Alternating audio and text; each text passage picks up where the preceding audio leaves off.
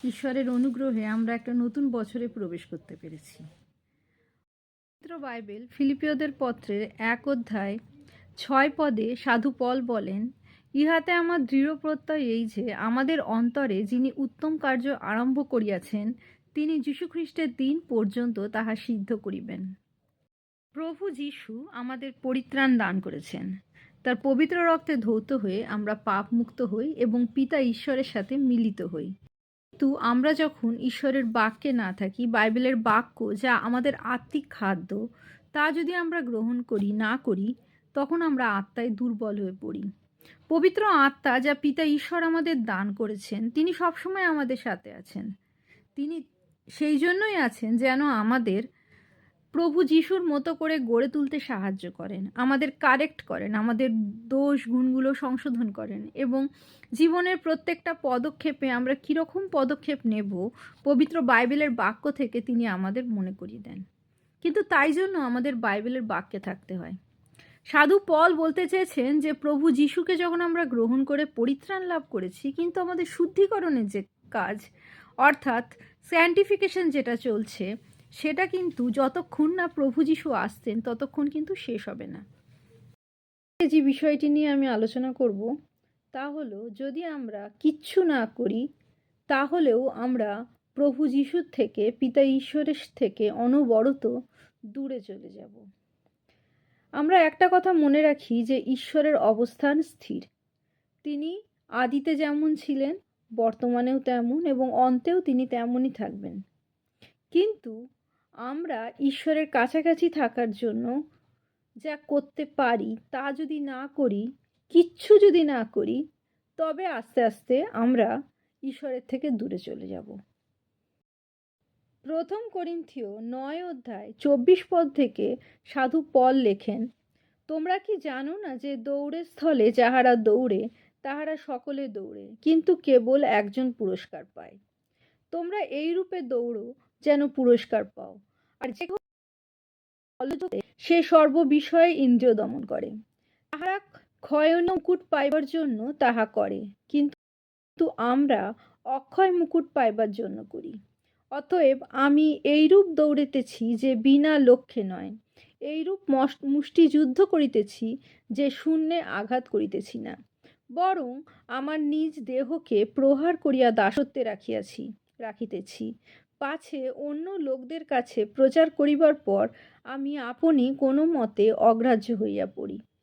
সাধু পল, যিনি নতুন নিয়মের 1/3 লিখেছেন, তিনি পর্যন্ত ভয় পাচ্ছেন যে তিনি যদি না দৌড়ান ঈশ্বরের দিকে বা তার চলার পথে তিনি যদি প্রভুকে নিয়ে না চলেন, তিনি যদি নিজের দেহকে দাসত্বে না রাখেন, নিজের চিন্তা সকল দাসত্বে না রাখেন, তাহলে হয়তো মানুষকে হয়তো তিনি প্রভুর পথে আনবেন, কিন্তু কিচ্ছু যদি তিনি না করেন তাহলে হয়তো তিনি প্রভুর থেকে দূরে চলে যেতে পারেন, অগ্রাহ্য হয়ে পড়েন। আমাদের জীবনে আমরা যদি কোনো পাপ না করি, আমরা যদি মনে করি যে আমরা যেভাবে ঈশ্বরকে বাদ দিয়ে জীবনযাপন করেও সুন্দর জীবনযাপন করতে পারি, তা কখনোই সম্ভব হয় না। কারণ ঈশ্বর যে প্রাণ, যে মস্তিষ্ক আমাদের মধ্যে দান করছেন, তা কখনো ঘুমায় না এবং সব সময় কোনো না কিছুর প্রভাব তার ওপর পড়তে থাকে। যারা বেশি খবর দেখেন তারা নেগেটিভ খবর নিয়ে প্রচণ্ড উদ্বেগে থাকেন।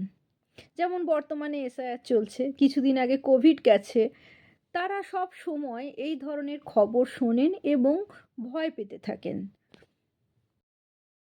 অনেক মানুষ আছেন যারা নিজেদের স্বাস্থ্য সম্পর্কে সচেতন। তারা দেখবেন সব সময় সোশ্যাল মিডিয়াতে কি করে সুস্থ থাকা যায়, কি খাবার খেলে কোন খাবারের কি উপকারিতা তারা জানেন। তারা যখন কথা বলেন তাদের সব সময় তাদের কথায় বার্তায় কোন রোগের জন্য কোন খাবার খাওয়া উচিত, অথবা সুস্থ থাকতে গেলে, বেশি দিন বাঁচতে গেলে কিভাবে জীবনযাপন করতে হয়, তারা নিজেদের আপনজনদের সাথে বা বন্ধুবান্ধবদের সাথে কথা বলার সময় সেই আলোচনায় করেন। তাহলে আমরা বুঝতে পারছি তারা যে বিষয় দেখছে বা যে বিষয় অধ্যয়ন করছে তার প্রভাব তাদের প্রাণে বা ব্রেনে তাদের সেই প্রভাব পড়ছে এবং তারা সেই নিয়েই জীবনযাপন করছেন।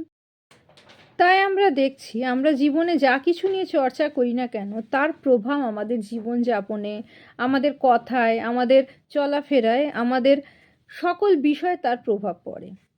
এবার যদি আমরা ভাবি আমরা পাপ করব না, আবার বাইবেলের বাক্যেও থাকবো না, ঈশ্বরের কাছে নিজেদের সমর্পণও করব না, আমরা সেইভাবে চলতেই পারি না। কারণ এই পৃথিবীতে পাপাত্মার রাজত্ব, যেমন আমরা বাইবেলের বাক্যে পাই। ইফিসীয়দের পত্রে সাধু পল বলেন, কেননা রক্তমাংসের সহিত নয়, কিন্তু আধিপত্য সকলের সহিত, কর্তৃত্ব সকলের সহিত, এই অন্ধকারের জগৎপতিদের সহিত, স্বর্গীয় স্থানে দুষ্টতার আত্মাগণের সহিত আমাদের মল্লযুদ্ধ হইতেছে। অর্থাৎ এই পৃথিবীটা এখনো পর্যন্ত এই অন্ধকারের জগৎপতিদের বসে আছে। যতক্ষণ না পর্যন্ত প্রভু যীশু তার আধিপত্য বিস্তার করছেন, দ্বিতীয় আগমন হয়ে এই পৃথিবীতে আসছেন, ততদিন পর্যন্ত এখনও এই পৃথিবীতে শয়তানেরা রাজত্ব করছে। যদিও প্রভু যীশু তাদের ওপর জয়যুক্ত হয়েছেন, তাই আমরা যারা তাকে বিশ্বাস করি, তার বাক্যে থাকি, প্রার্থনায় রত থাকি, পবিত্র আত্মার সহভাগিতায় চলি, তাদের ওপর এই জগৎপতিরা, অধিপতিরা কোনোভাবে তাদের অন্তরে, তাদের মস্তিষ্কে, তাদের ব্যবহারে, কাজে প্রভাব ফেলতে পারে না। কিন্তু ঈশ্বর থেকে আমরা যখন দূরে চলে যাই, বাইবেলের বাক্যে থেকে, প্রভু যিশুর কাছ থেকে দূরে চলে যাই, ঈশ্বরের কাছে নিজেদের সমর্পণ করি না, তখন খুব সহজ শিকার হয়ে উঠি আমরা। আর এভাবে আমরা আমাদের পরিত্রাণের থেকে দূরে চলে যাই, ঈশ্বরের প্রতিজ্ঞার থেকে দূরে চলে যায়, তার সুরক্ষার থেকে দূরে চলে যায়। তাই আমরা যদি কিচ্ছু না করি, তাহলেও আমরা ঈশ্বরের থেকে দূরে চলে যাই, তার সুরক্ষা হারিয়ে ফেলি এবং নিজেদের বিপদে ফেলি। তাই খ্রিস্ট বিশ্বাসীদের ঈশ্বরের কাছাকাছি থাকতে হবে। ঈশ্বর আমাদের থেকে দূরে কখনো যান না, কিন্তু আমরা ঈশ্বর যে আমাদের কাছে আছেন, সেই উপলব্ধিটা থেকে আমরা দূরে চলে যাই, তার উপর আমরা সমর্পণ করতে ভুলে যাই, আমরা ঈশ্বরের সাথে প্রার্থনায় সময় কাটাতে ভুলে যাই, বাইবেলের বাক্যে থাকতে ভুলে যাই। নতুন বছরে আসুন আমরা নিজেদের একটা ডিসিপ্লিন তৈরি করি যে আমরা আমাদের জীবন ঈশ্বরের সাথে কাটাবো, বাইবেলের বাক্যে, প্রার্থনায় এবং পবিত্র আত্মার প্রার্থনায় সহভাগিতায় চলবো, যাতে আমরা ঈশ্বরকে, আমাদের মধ্যে যে পবিত্র আত্মা ঈশ্বর দান করেছেন, তিনি যে আমাদের মধ্যে বাস করেছেন, তা আমরা যেন কখনো ভুলে যাই না, এবং জীবনের প্রত্যেকটা পথে, প্রত্যেকটা পদক্ষেপে আমরা তার সাথে চলতে পারি, তার উপর বিশ্বাস করে তার কাছে আমাদের জীবন সমর্পণ করে চলতে পারি। প্রভু যিশু জয় হোক।